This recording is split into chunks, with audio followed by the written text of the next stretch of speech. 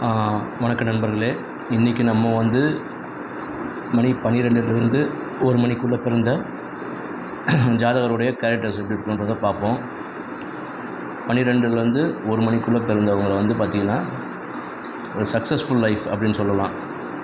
First வந்து அவங்கள பற்றியான திங்கிங் தான் அதிகமாக இருக்கும்.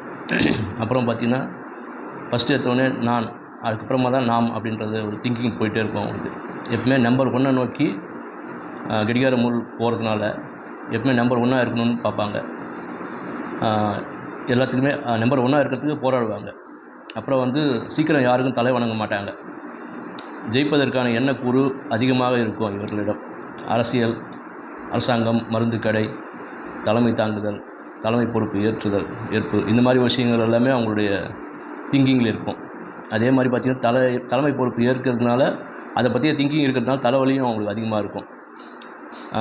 அதே மாதிரி இவங்க ஜாதகருடைய குடும்பத்தில் பார்த்திங்கன்னா மேஷம், கடகம், துலாம், மகரம், சிம்மம் இந்த ராசியோ லக்னங்களோ கண்டிப்பாக இருப்பாங்க.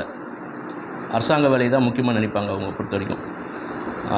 அதே மாதிரி 12:25லேருந்து 12:30 பிறந்தவங்க வந்து பார்த்திங்கன்னா வேலையை பற்றிய கொஷினை கேள்வியாக இருக்கும். இல்லைனா கடன் வாங்குறதை பற்றியோ நோயை பற்றியோ எண்ணக்கூறுகள் இருக்கும். 12:35லேருந்து 12:40 பிறந்தவங்க பார்த்திங்கன்னா அமானுஷ அறிவு, அவமானங்களை சந்திக்கக்கூடிய வாய்ப்புகள். அதே மாதிரி பார்த்திங்கன்னா உயிர் சொத்து பிரச்சனை, இது ஜோதிடர், மருத்துவர், ஆசிரியர் இந்த மாதிரி விஷயங்கள் எல்லாமே பார்த்திங்கன்னா இந்த 12:35லேருந்து 12:40 பிறந்தவங்களுடைய மைண்ட் செட்டாக இருக்கும். அதே மாதிரி 12:55லேருந்து 1 மணிக்குள்ளே பிறக்கிறவங்க பார்த்திங்கன்னா வெளிநாடு பற்றியோ சிந்தனை, அப்புறம் வந்து தூக்க குறைபாடு, அப்புறம் வந்து கால் அடிபடுதல், அப்புறம் இடது பாகங்கள் வந்து பிரச்சனைக்குரியதாக மாறுது, இது எல்லாமே இருக்குங்க.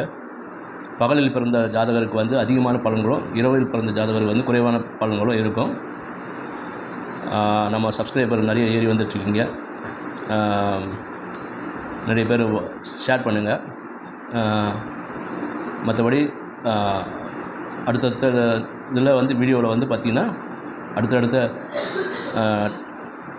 1 to 2 பிறக்கிறவங்க எப்படி இருப்பாங்கன்றதை நம்ம போடுவோம். நன்றி நண்பர்களே.